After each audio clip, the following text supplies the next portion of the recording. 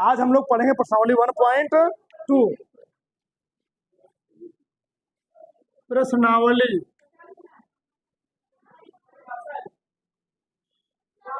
1.2 है ना। क्या पढ़ेंगे प्रश्नावली 1.2। ध्यान समझो क्या कहा है। पहला प्रश्न क्या कहा देखो ध्यान से। नीचे दिए गए कथन सत्य हैं या असत्य, कारण के साथ अपने उत्तर दीजिए। तो देखो ध्यान से, प्रत्येक अपरिमेय संख्या की वास्तविक संख्या होती है। बताओ सत्य का सत्य है। प्रत्येक परिमेय संख्या एक वास्तविक संख्या हो। देखो इधर कराया पहला प्रश्न लिख रहा हूं।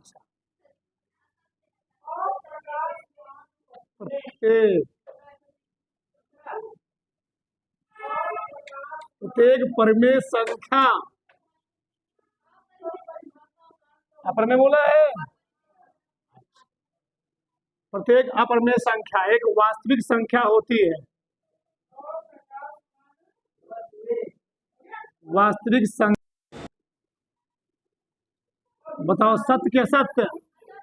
ये सत्य है। देखो मैं बता रहा हूं। चलो, वास्तविक संख्या किसे कहते हैं? हाँ, यानी वास्तविक संख्या जो होती है यह परिमेय संख्या और अपरिमेय संख्या से क्या होती है? से मिलकर बनी होती है। अब बताओ, तो मैं ऐसे बोलूं चाहे ऐसे बोलूं, मैं बोल सकता हूं सभी परिमेय संख्या क्या होती है? वास्तविक संख्या। सही है ना? या मैं ऐसे बोल दूं सभी अपरिमेय संख्या क्या होती है? वास्तविक संख्या है। लेकिन मैं ऐसे नहीं कह सकता हूं कि सभी वास्तविक संख्या क्या होती है?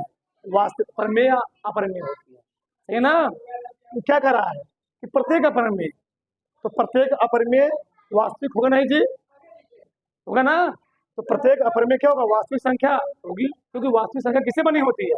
परिमेय और अपरिमेय। तो लिखोगे हाँ हाँ, प्रत्येक अपरिमेय, प्रत्येक अपरिमेय संख्या एक क्या? एक वास्तविक संख्या क्या है? होती। हाँ नहीं लिखोगे, यहाँ पर लिखोगे सत्य। क्या लिखोगे? अभी लिखोगे तो क्या? अभी लिखोगे सत्य। क्या लिखोगे? सत्य। सत्य है। क्या है?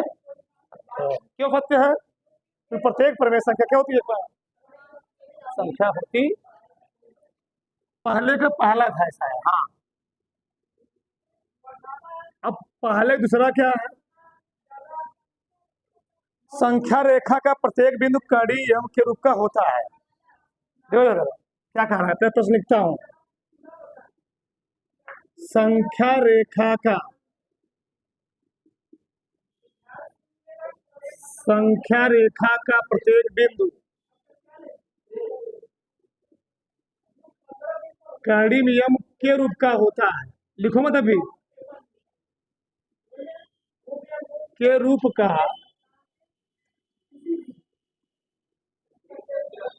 होता है। देखो यार, पहले मैं बनाता हूँ संख्या रेखा। बहुत ध्यान से जब सब पूछा मत। देखो यार, ये है संख्या रेखा। चलो चलो, 0 1 2 3 4 डैश डैश डैश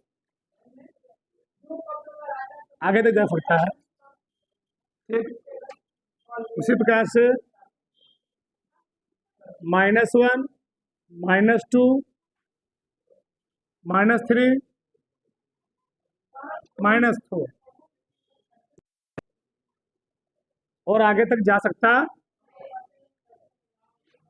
चलो सही है ना? अब बताओ कह रहा है संख्या रेखा पर जितनी संख्याएं लिखी गई है, संख्या रेखा पर जितनी संख्याएं लिखी गई है सभी संख्याओं को हम कर्णीय नियम के रूप में व्यक्त कर सकते हैं। और जहां यानी प्राकृतिक संख्या है, बहुत ध्यान समझो, हम कर्णिम दो है, दो को हम कर्णिम लिख सकते हैं, नहीं समझे?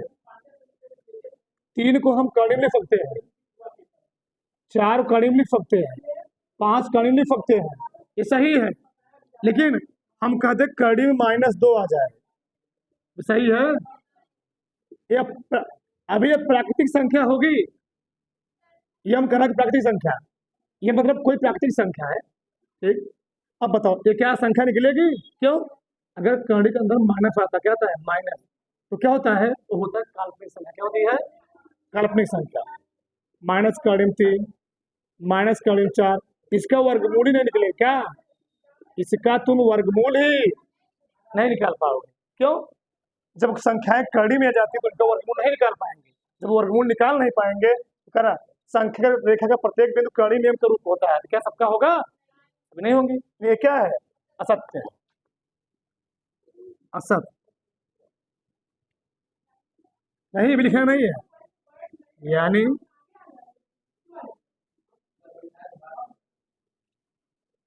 संख्या रेखा का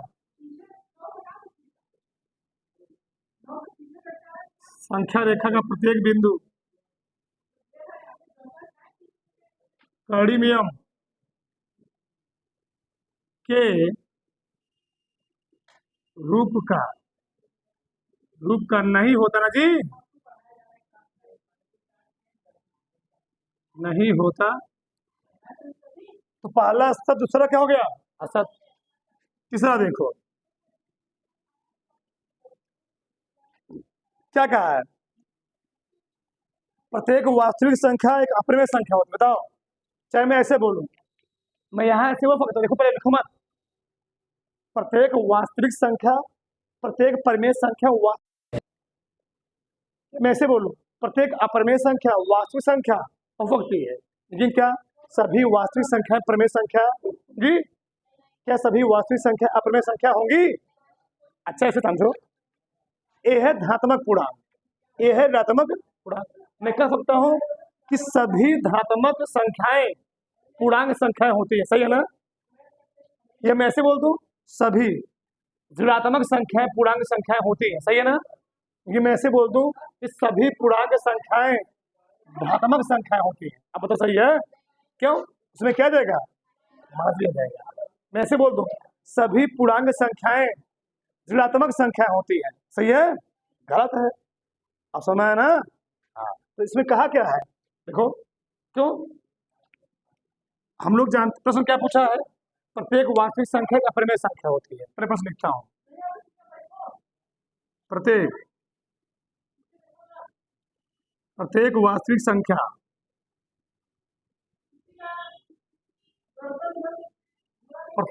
संख्या एक अपरिमेय संख्या होती है।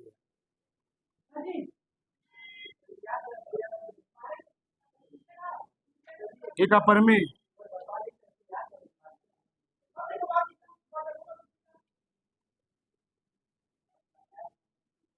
ठीक,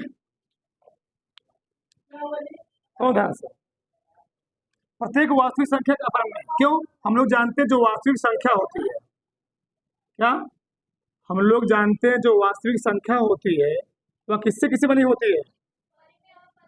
हाँ, परिमेय संख्या और किससे बनी होती है? अपरिमेय संख्या से।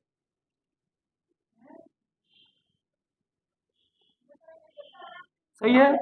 तो क्या प्रत्येक वास्तविक संख्या एक अपरिमेय संख्या होगी? नहीं होगी। प्रत्येक वास्तविक संख्या एक अपरिमेय, भैया दो एक वास्तविक संख्या है, मान लीजिए, क्या अपरिमेय है? दो एक वास्तविक संख्या है, क्या अपरिमेय है? नहीं है। चलो हमने मान लिया 4/5। अब बताओ 4/5 वास्तविक संख्या क्या अपरिमेय है? नहीं है। अपरिमेय तो क्या होता है? जो कर्णिम हो। तो क्या कर्णिम है? नहीं है, लेकिन वास्तविक तो है। गलत है ना? यानी असत्य। क्या लिखोगे? असत्य। यानी प्रत्येक वास्तविक संख्या अपरिमेय संख्या नहीं होती। अब लिख डालो प्रत्येक, अब लिखो सब लोग। हाँ, असत्य प्रत्येक वास्तविक संख्या एक अपरिमेय संख्या नहीं होती है।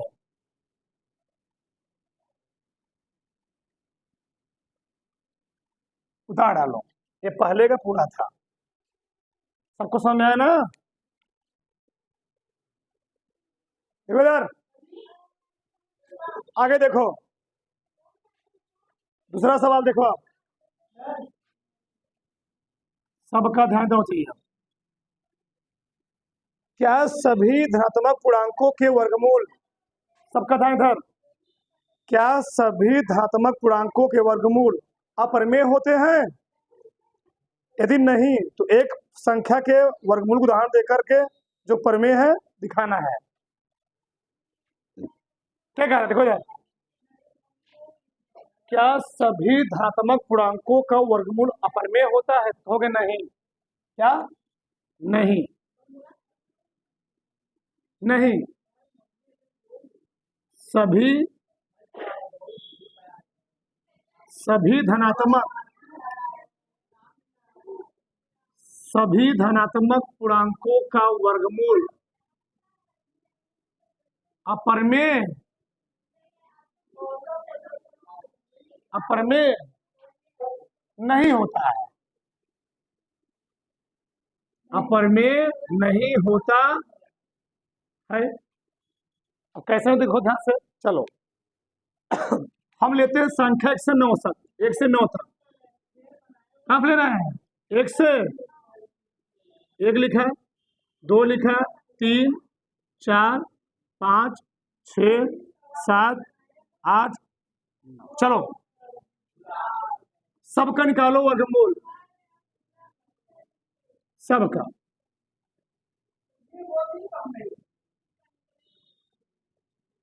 चलो 1 का वर्गमूल 1 होता है, 2 का वर्गमूल निकालो दशमलव में जाएगा, अपरिमेय हो गया। जैसे दशमलव में गए क्या हो गया? अपरिमेय। गणित के वर्गमूल निकाल लोगे, किस में निकलेगा? दशमलव में, अपरिमेय हो गया। ये क्या है? अपरिमेय। अब बताओ कर्डिम 4 क्या है? परिमेय आएगा ना, 2 परिमेय संख्या है। और कर्डिम 5 का वर्गमूल ये बचेगा, दशमलव में आएगा, किसमें आएगा? दशमलव में आएगा। ठीक, चलो इसका होता है 1.414, इसका होता है 1.713, इसका होता है 2.24 शायद होता है, 25, 2.36, 2.45। चलो मान लो मैं बना रहा हूँ, ठीक। इसका निकालोगे तो 1.414 गुणे 2 करना है, 2 चौके 8, 2 का नाम 2, 2 चौके 8, 2 दूनी 2 का नाम 2, 2.8 करीब आएगा। इतना लिखो था, मत लिखो जितना तुमको नहीं लिखना। चलो ठीक, इतना तो कर्डिम 9 का वर्गमूल कितना होगा? कितना होता है कर्डिम 9 का वर्गमूल? 3। क्या कर्डिम 2 का वर्गमूल निकाला, लेकिन किसमें निकला? दशमलव। इसका निकला दशमलव निकला, इसके दशमलव निकला है। अब देखो ए वाली और कौन वाली? ए वाली। ऐसे तीनों क्या है जी? ये दोनों परिमेय है, ये तीनों क्या है? परिमेय संख्या है ना। जिसका वर्गमूल निकला है वो सब क्या होती है? परिमेय। और जिसका नहीं निकला दशमलव में आ गया तो क्या है? अपरिमेय। तो क्या कहा था? सभी धात्मक संख्याएं, सभी धात्मक पूर्णांकों का वर्गमूल अपरिमेय होता है? नहीं होता ना जी। ये धात्मक पूर्णांक है, लेकिन 4 और 9 भी धात्मक पूर्णांक है, लेकिन इनका धात्मक पूर्णांक का वर्गमूल क्या है? परिमेय। क्या अपरिमेय है क्या? यानी इससे निष्कर्ष निकला कि सभी धात्मक पूर्णांकों का वर्गमूल अपरिमेय नहीं होता है। बात समझ में आ गया ना? उदाहरण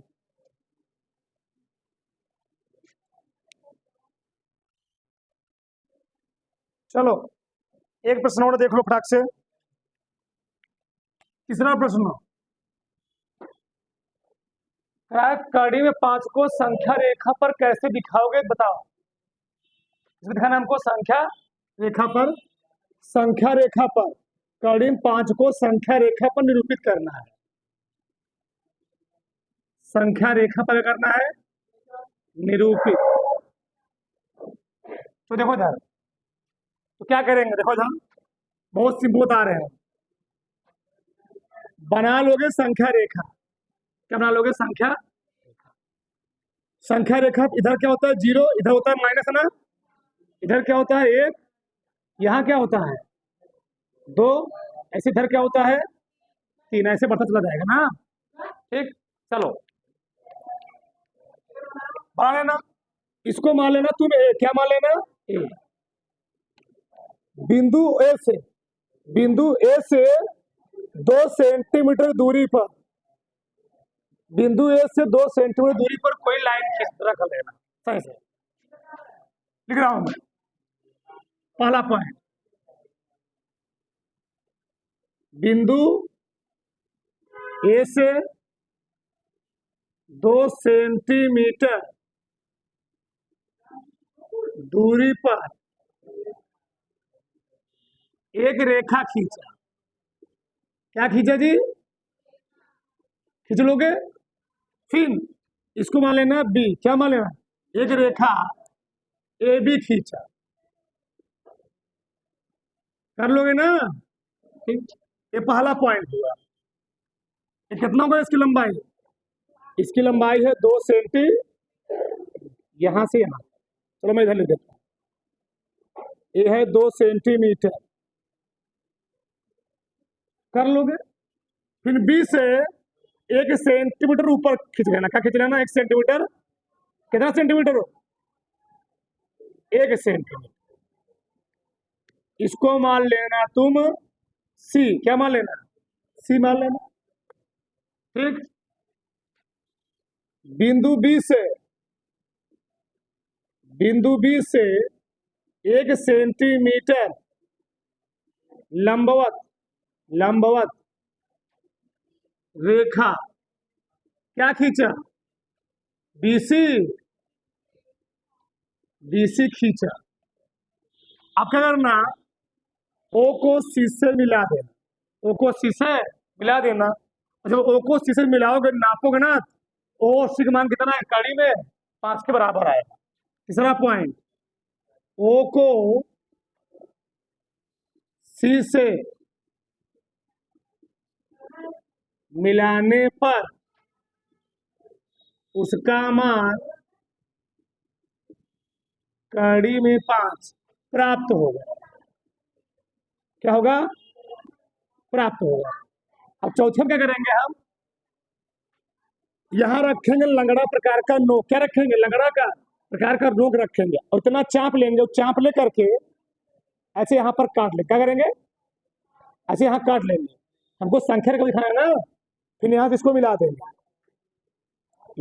ये मान लेना, क्या मान लेना, पी मान लेना। क्या मान लेना, तो लिखोगे ओ सी चाप लेकर के कहां काटा, ओपी काटा। ओ सी चाप, ओ सी चाप लेकर क्या काटा, बिंदु पी पर क्या किया, काटा। इस प्रकार ओपी बराबर कितना होगा जी, कड़ी में 5 बन गया। क्यों जानते हो, देखो इधर क्यों, क्योंकि ए बन रहा है समकोण त्रिभुज। यहां लगाओगे पाइथागोरस प्रमेय। क्या लगाओगे, पाइथागोरस प्रमेय। अभी तो लोग नहीं जानोगे, आगे जानोगे। तो पाइथागोरस प्रमेय कहता है कर्ण का स्क्वायर बराबर क्या होता है, आधार का स्क्वायर। जानते हो क्या, अच्छा, लंब का स्क्वायर। आधार कितना होता है 2 का, और लंब कितना है 2 दूनी, और एक गणना 1। बताओ, तो कर्ण बराबर क्या आ जाएगा जी, कर्ण बराबर 2 दूनी 4, 1 5 हो गया, स्क्वायर है ना, बताओ इसका मान कितना देगा, कड़ी में 5 आएगा नहीं आएगा, इसका मान कितना देगा, इसको नापोगे, इसका मान किसके बराबर आएगा, कड़ी में 5 के बराबर आ जाएगा। तो 5 स्टेप लिख दोगे तुम्हारा अकाट्य हो गया ये। हाँ ओसी, और क्या मैं कह रहा हूँ, ओसी 5 होगा, ओपी 5 होगा, तो यही तो चप्पल के यहाँ काटे होना चाहिए, ये काटो तो भी बराबर 5 डालो। जाग घर बनाना आएगा लेकिन ना।